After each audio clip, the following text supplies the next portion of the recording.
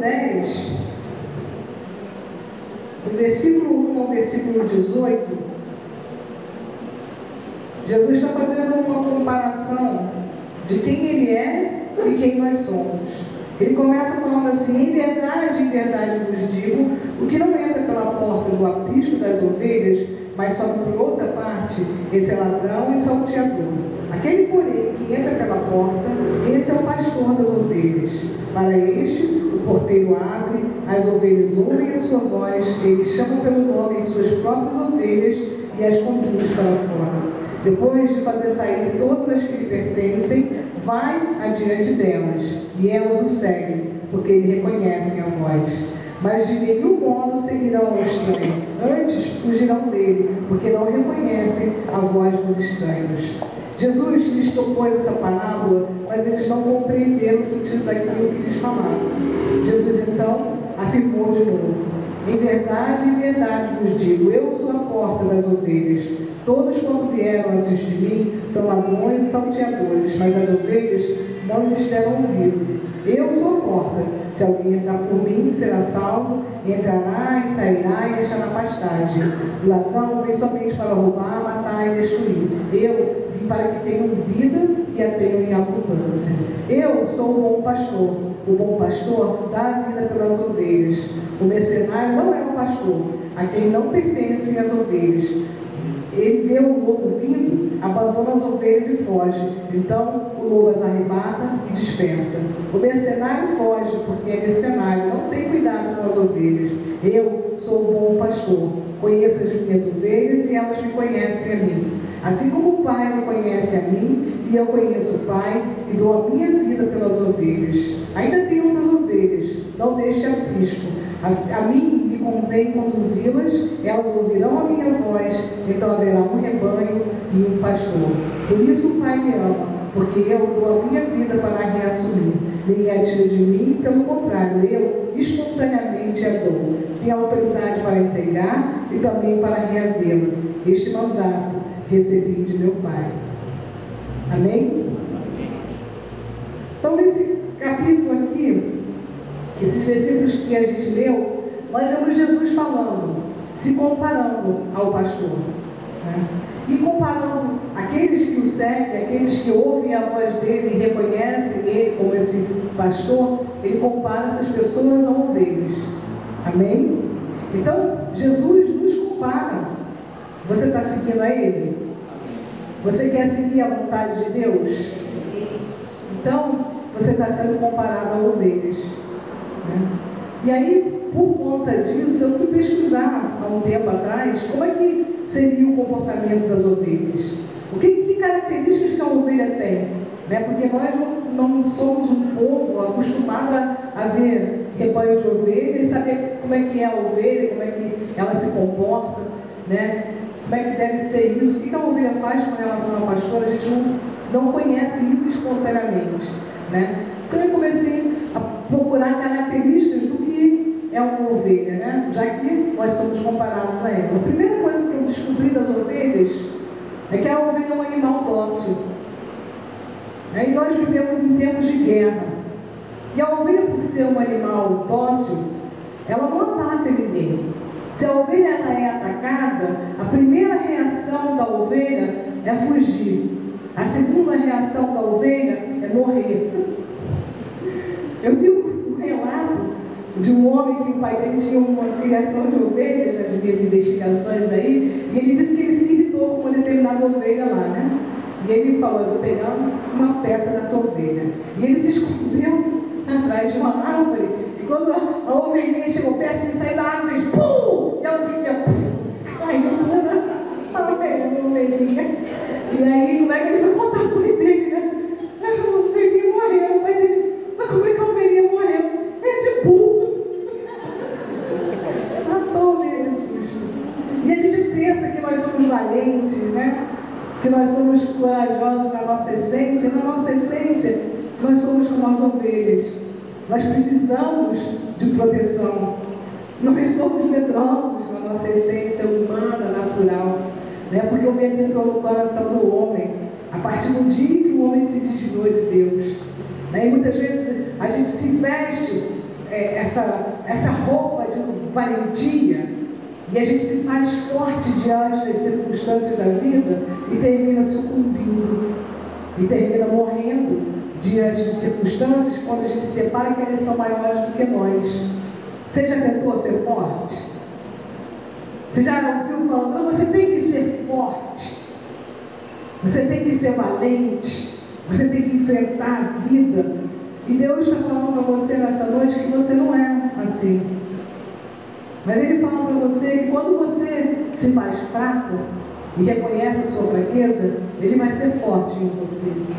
Ele vai te dar a força que você precisa. A gente vai estar vendo isso aqui durante essa noite. Outra coisa uma característica da ovelha que eu desconhecia é que a ovelha, ela não demonstra a dor que ela sente. Se você tem um cachorrinho e ele se machuca, ele vai atrás de você, vai ficar chorando. Até você ver o que o cachorrinho tem, vai ficar mancando. Às vezes ele manca exageradamente, né? E o cachorro é um bicho meio dramático, né? Manca exageradamente, você vai ver, não tem nada. É um cortezinho de nada, mas ele está lá morrendo. A ovelha não. A ovelha, ela disfarça a dor dela. Você não sabe, porque como ela é um animal, naturalmente, ela é presa, né? Ela é um animal que é caçado, ela não é um caçador, então ela tem que disfarçar a dor dela para que o predador não perceba que ela está fraca. Olha que interessante, isso é uma característica de toda ovelha. E muitas vezes nós disfarçamos a nossa dor. Está bem, irmão? Tudo bem. Está tudo bem. Glória a Deus, está tudo bem. Você está lá acabado por dentro. Mas por fora você faz aquela cara de que está tudo bem. É a ovelha. Você é a ovelha. E a ovelha disfarça a dor. Isso é característica de uma ovelha que cai em você, ser humano. Que Deus reconhece em você, ser humano. Mas Deus sabe da dor que está dentro de você. E tem uma coisa mais séria ainda com relação a isso. Nas minhas pesquisas eu descobri que antigamente, os veterinários antigamente falavam assim, ovelha doente é ovelha morta. Porque quando eles descobriam que a ovelha estava doente, a doença já estava tão avançada, no estágio tão alto, que não tinha mais jeito, já era irreversível. Mas os avanços aí da veterinária, né, os avanços tecnológicos que a gente tem, hoje em dia é possível tratá-lo com ovelha. Mesmo que ela esteja doente, ainda tem jeito de você salvar essa ovelha da morte, né? E eu quero que você e eu, a gente reflita diante de algumas características que a ovelha doente demonstra e que a ovelha saudável demonstra. Para você olhar para si mesmo e ver, Senhor, eu acho que eu estou meio doente, né? É o que eu falei, você vai disfarçar, você pode não querer, dentro de você vai haver uma luta, falando, não sou eu. Isso é meu marido que é assim, o doente em casa é ele, o doente é minha mãe, o doente é meu filho. Mas você tem que ver, se você se reconhecer em alguma das características de uma ovelha doente aqui, você fala, Senhor, eu estou doente, mas você é o médico dos médicos. E eu quero a cura para a minha doença. Como a Denise falou aqui, nós temos clamado, eu tenho clamado na minha vida, por um avivamento. Para que o fogo do Espírito volte a arder dentro de mim. Que a paixão por Deus seja maior do que qualquer coisa que existe em mim. Deve ser assim na sua vida também. Mas para que isso aconteça, eu tenho que reconhecer que, peraí, parece que essa paixão não está tão grande assim. Né? Parece que esse fogo não está tão grande assim. Parece que eu estou meio banho-maria. Eu estou meio morra. Minha vida está boa. Mas Deus não quer uma vida boa. Deus quer uma vida excelente. A gente veio aqui, Jesus acabou de falar aqui para você. Eu vim para que você tenha vida abundante. Não é vida tranquila. É vida abundante. Vida para distribuir vida para quem estiver ao teu redor. Mas se você não tem, como você vai distribuir? A gente só pode dar aquilo que a gente tem. E você vai receber de Deus para que você possa dar. Amém? Então vamos lá, vamos ver algumas características. A primeira característica da ovelha sadia é que ela se alimenta muito bem. Ela está sempre comendo. Você está sempre comendo? Então você é uma ovelha sadia. Todo alimento para a nossa vida é a palavra de Deus. Mateus 4,4 fala que a palavra é o nosso alimento. A palavra de Deus é o nosso alimento. Vamos ler Provérbios 4:20. O que está escrito aqui?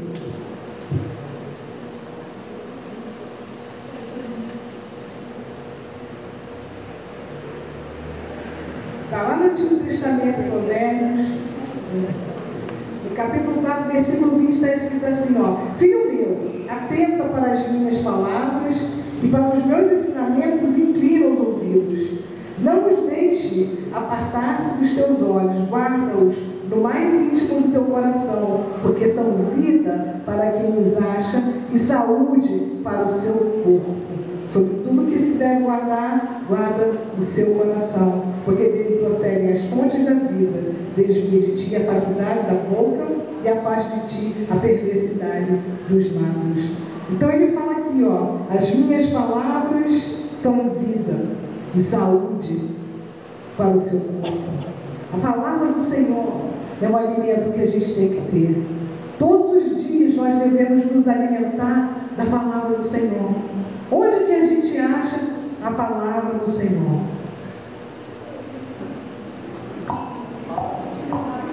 Aonde? Fala assim, na Bíblia, eu acho a palavra do Senhor. Não é a palavra que é falada pelo pregador, não é a palavra que é cantada no louvor, mas é a palavra que está na Bíblia. Porque às vezes o pregador fala uma palavra que não é o que está na Bíblia. Às vezes o cantor canta uma palavra que não é o que está na Bíblia. Parece que é o que está na Bíblia, mas não é o que está na Bíblia. Então eu tenho que me alimentar da Bíblia. Eu tenho que me alimentar da palavra pura, na essência.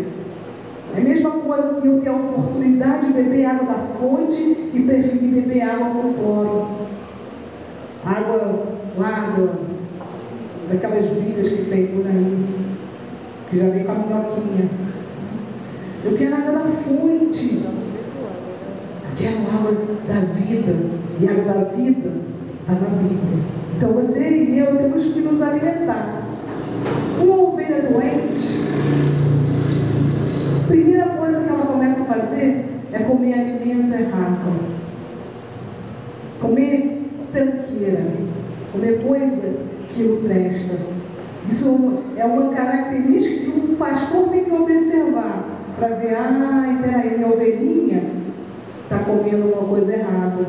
Ela não está comendo pasto, ela está comendo papel. Epa, ela está doente. Ela está comendo pedra, ela está doente. Tem algum problema com ela. Se você está comendo o alimento errado, e aí, o que seria esse alimento errado? Né? Existem palavras que entram na nossa vida que são palavras de rancor. Alguém chega para você e fala, mas tu está gordo, né?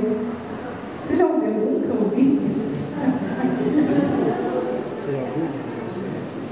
E você começa, tem coisa mentira. Tá bom. Você pode estar com um pouco de peso a mais. Mas aí aquilo ali entra para você e você começa a falar, eu estou feio. Meu marido não gosta mais de mim porque eu estou gorda. Você acha que eu já pensei isso? Eu já perguntei para ele, já.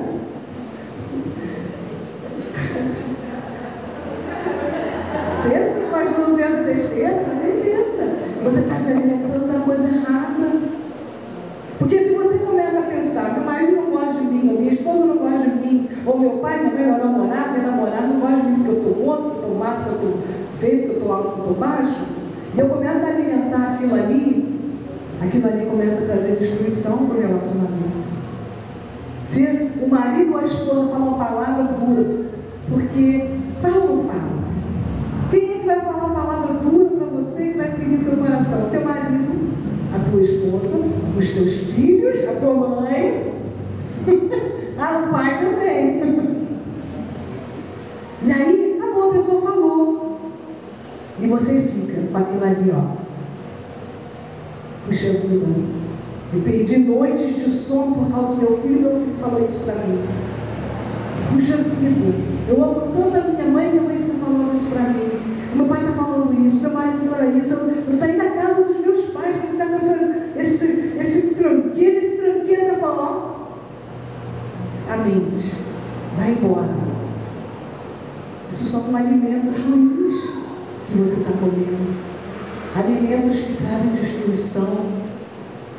A Bíblia fala de uma raiz de amargura que quando se instala dentro da gente, traz morte para a nossa vida, traz morte para a nossa alma. E se você alimentar palavras ruins na sua mente, que tenham vindo dos outros, ou algum programa que você viu, alguma comparação que você fez com qualquer outra pessoa, você está se alimentando de morte. Às vezes, você se compara com um outro que ele é rápido para fazer as coisas, você não é tão rápido para fazer as coisas. Você não é igual a ninguém. Você não é igual, e não adianta você querer ser igual, e não adianta você querer fazer do jeito daquela pessoa, porque você não é aquela pessoa. E aquela pessoa não é melhor do que você, porque ela faz daquela forma. Entende? Às vezes você começa a querer fazer do jeito da pessoa, seja no seu trabalho, na sua casa, porque você está alimentando um pensamento na sua mente que você tem que ser daquele jeito.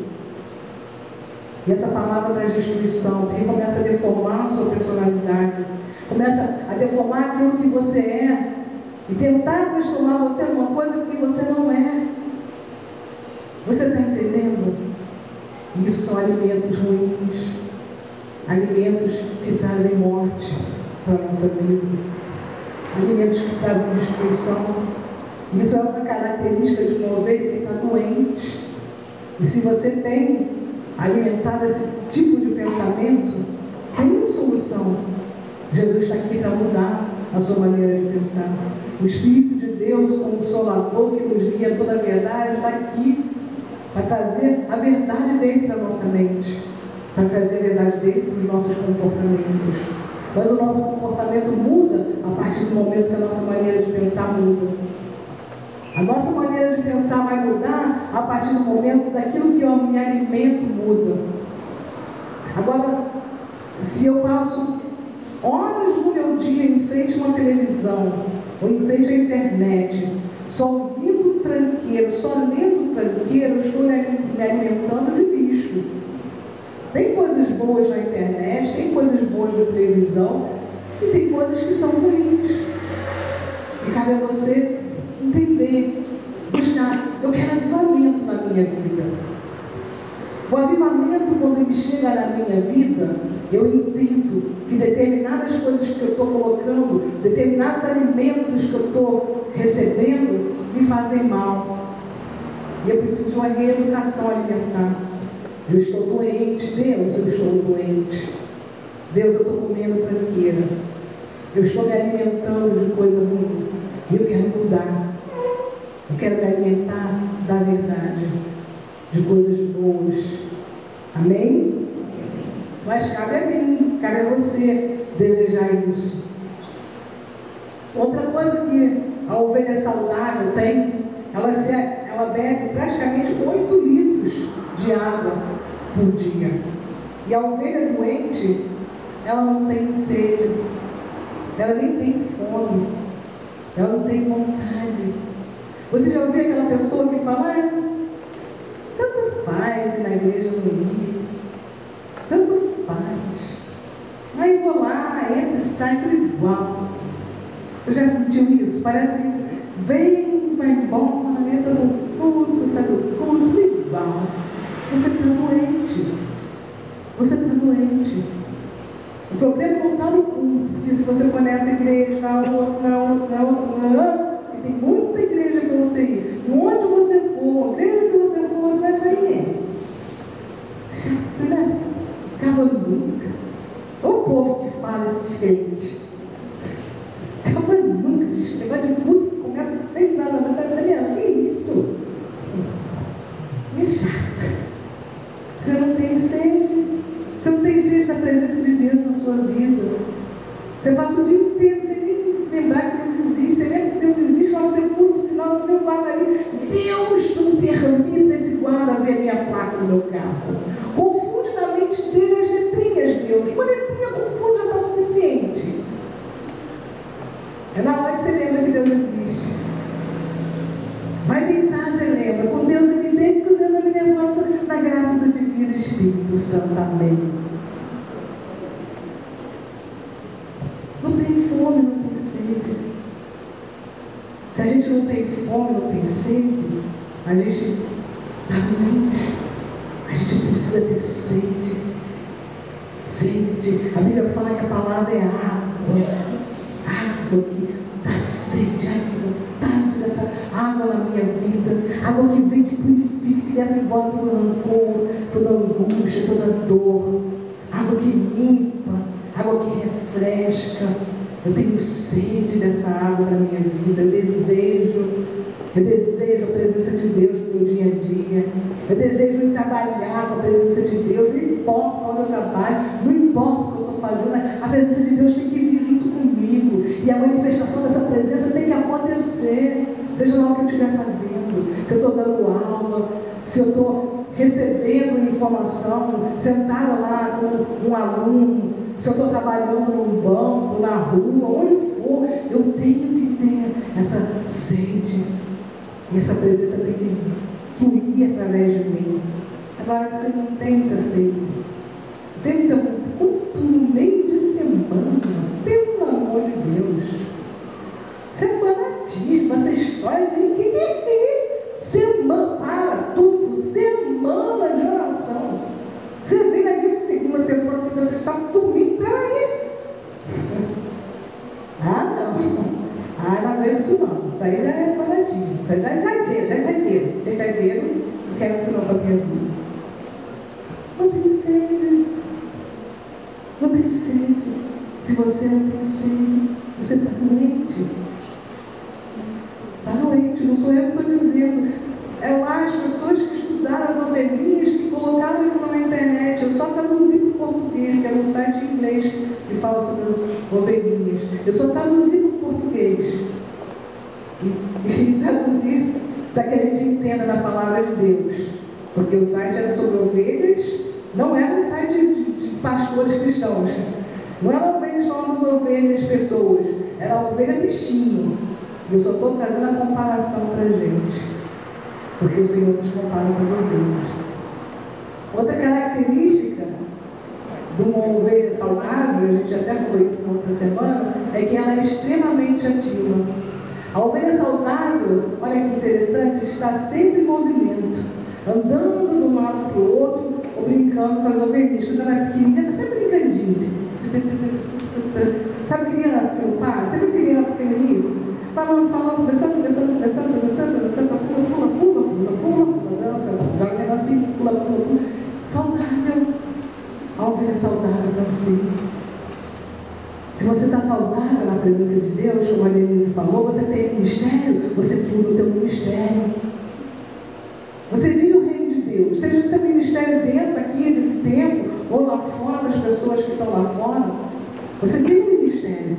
Você pode não ter esse tipo de ministério, mas ministério, a tradução da palavra ministério, para um português que a gente entenda, é serviço.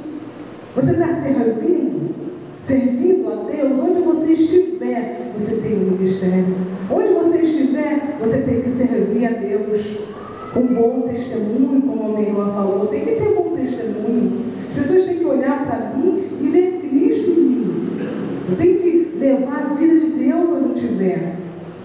Tem que estar em atividade, produzindo vida, trazendo palavra de Deus. Não é ser chato, não. Não é você ficar impregnando, a pessoa quer trabalhar, e você fica impregnando a pessoa quer trabalhar. Gente, mas tem um serviço para fazer, vamos trabalhar? Não, tem que trabalhar, não, isso não é ministério, isso não é serviço, isso não é nem evangelismo, você vai ser demitido. Aí você vai falar que foi demitido por perseguição religiosa. Não, você não estava fazendo o seu serviço, o seu trabalho. Já pensou? O doutor André está lá, em vez de atender o paciente, ele fica pregando o evangelho. Gente, mas o povo está morrendo, doutor. O paciente está em parada cardíaca. Não, mas tem que ouvir de Jesus.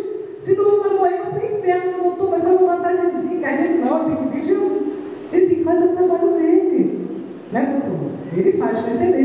repreendida por ele, olha, show de bola.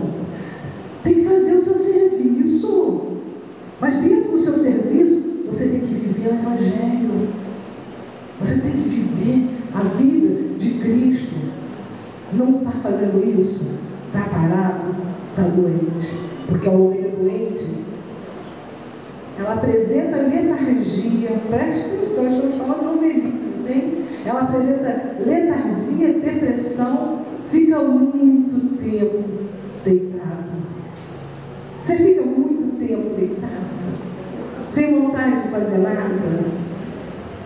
Chega em casa, já vem, deixa eu chamar.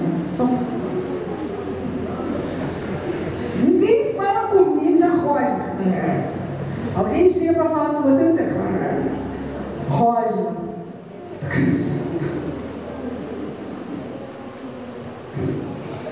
Você está doente. Você está doente.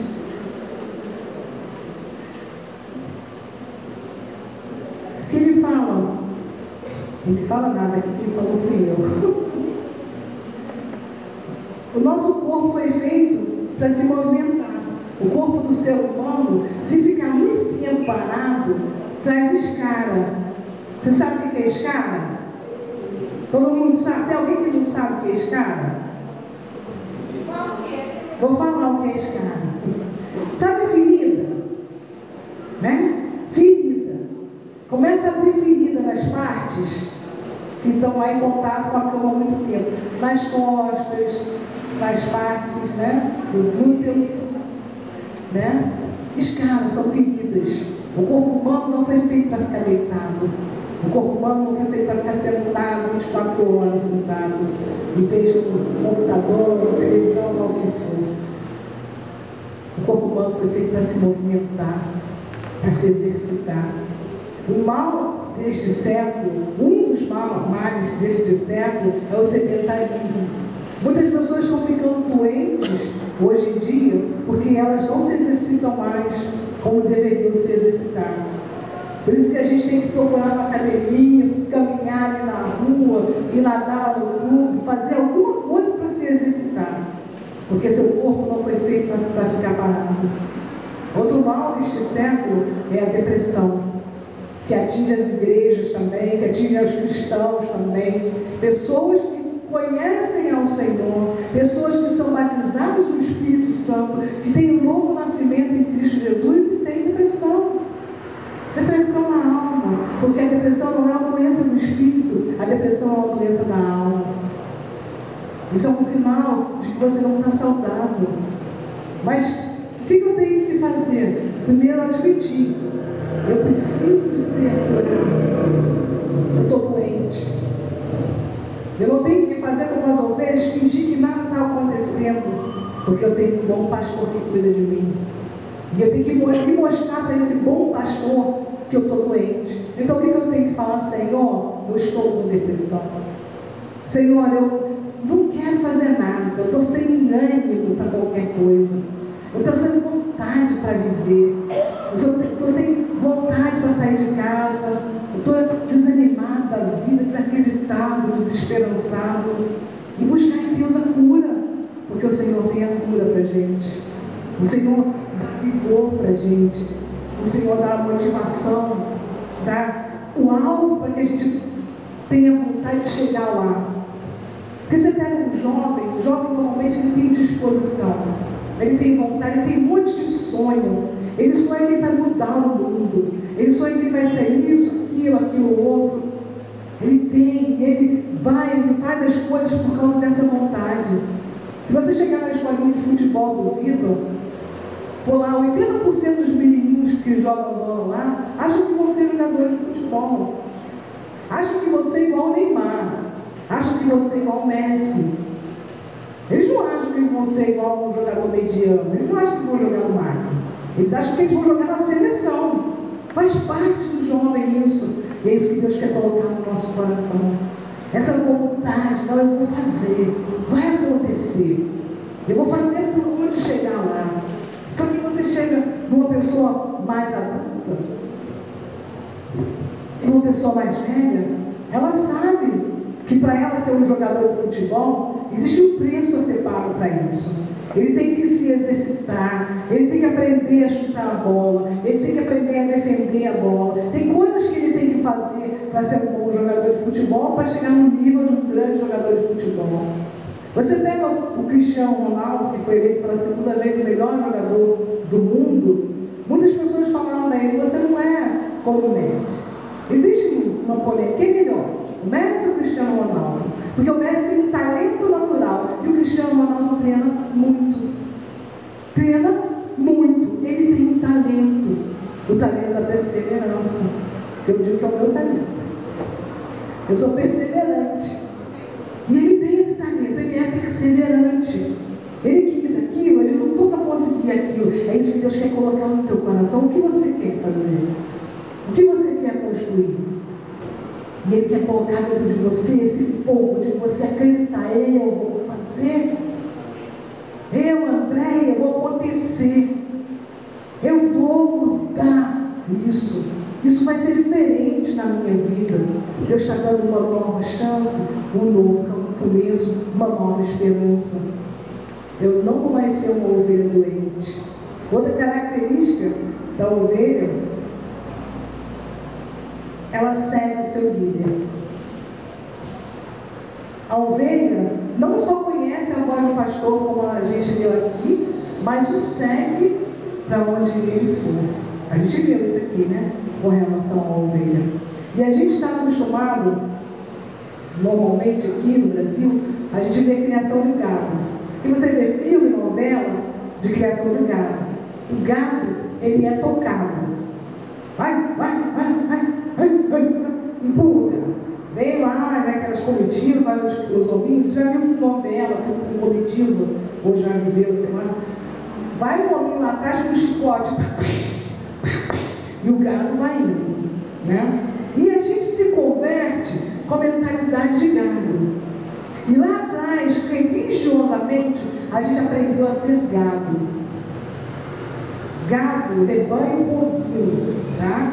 A gente aprendeu que a pessoa tem que vir até nós, tem que empurrar a gente para a gente fazer as coisas, tem que estimular, dar choquinho na gente para a gente poder seguir à frente. Só que a ovelha não é assim. A ovelha, a característica da ovelha, ela ouve o pastor e segue o pastor.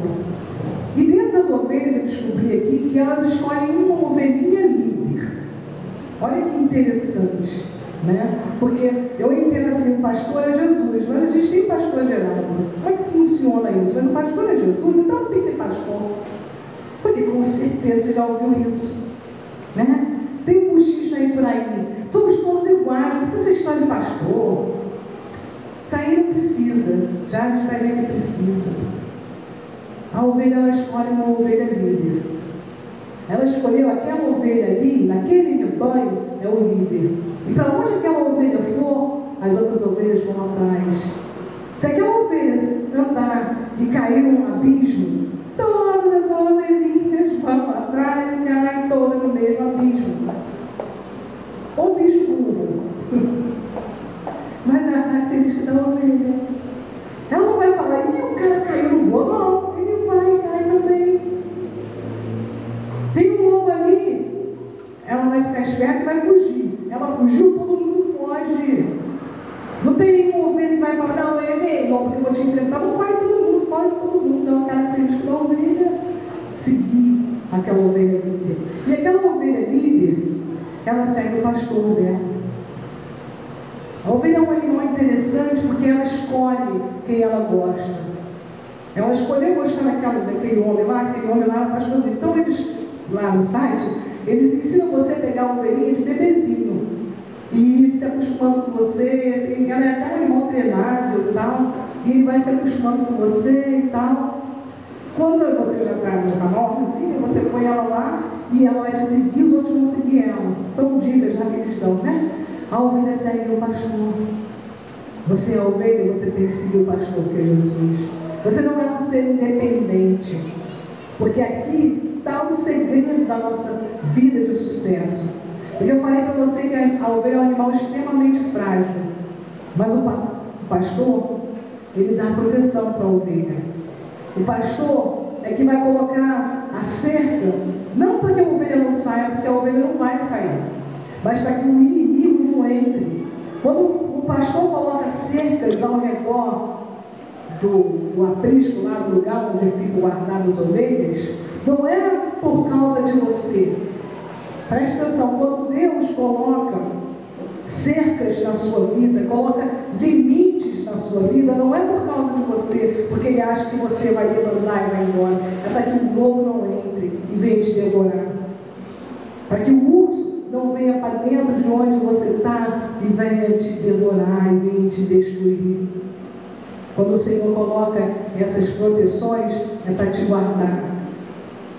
Não é porque ele acha que você é ruimzinho, que você vai... não, você não vai naquela festa. Vai, não, mas eu não vou fazer nada. Não é você que vai fazer nada. É o que os outros vão fazer com você. E muitas vezes o Senhor fala, não vá naquela festa. Não se mete com essa pessoa. E você ainda fala, não, mas eu vou pregar o evangelho para essa pessoa. E o Senhor fala, não se mete com essa pessoa. Porque muitas vezes essa pessoa quer destruir você, quer devorar você. Não faça sociedade com esse tipo de gente. E você faz. E o Senhor está falando, não faça, para te proteger. O Senhor é o teu pastor. Ele é que te guarda. É Ele que tem a força para te guardar. Você, na sua essência, é frágil. Mas se você depender dele, você tem força para destruir leão, urso, Golias, o que aparecer na tua frente. Mas você tem que estar com ele, apegado a esse pastor, debaixo das asas desse pastor. Deus sabe que existem problemas nas nossas vidas, mas Deus, se alegra em resolver os problemas. Como que Deus resolve os meus problemas? Quando eu confio nele, quando eu confio na direção que ele me dá e obedeço à direção que ele me dá. Deus não vai resolver o meu problema no sentido que ele vai descer a terra e fazer para mim, mas ele vai dar a direção para eu fazer, ele vai dar o caminho que eu possa ir, ele vai dar a inteligência que já está dentro de mim e vai despertar.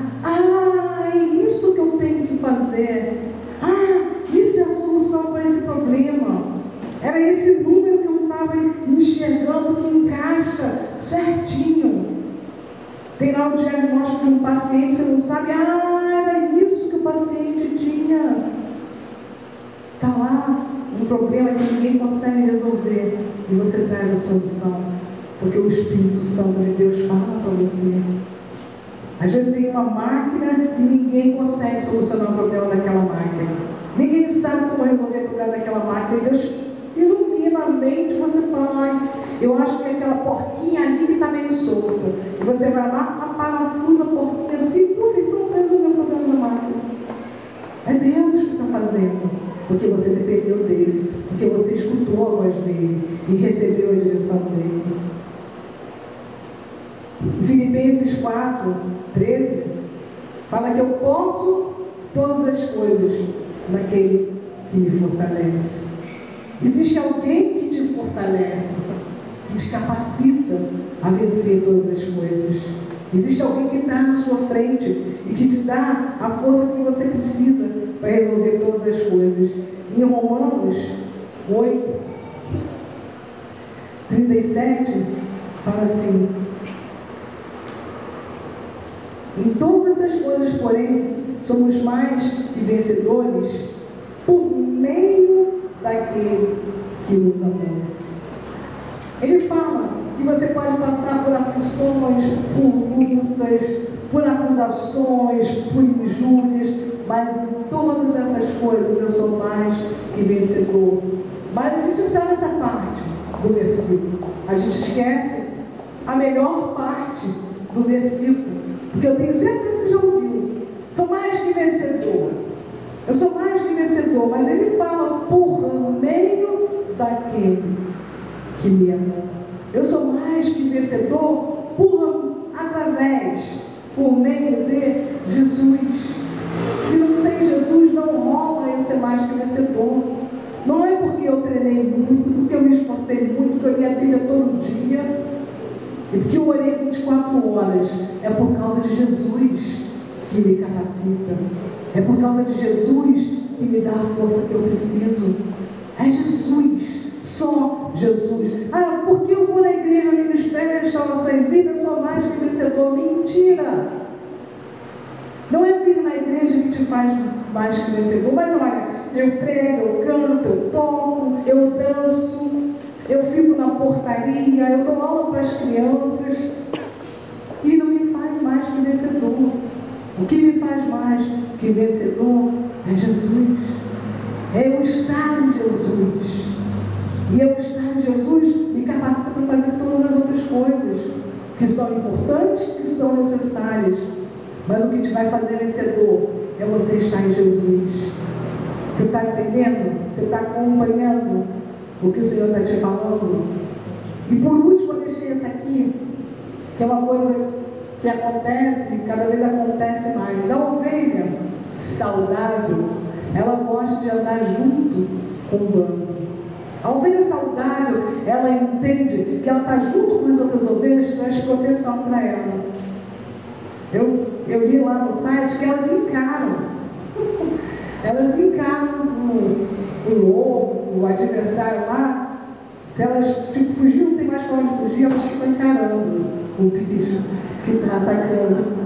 Elas tudo juntinha, tudo grudadinha na outra, porque elas se fazem fortes por estarem juntas.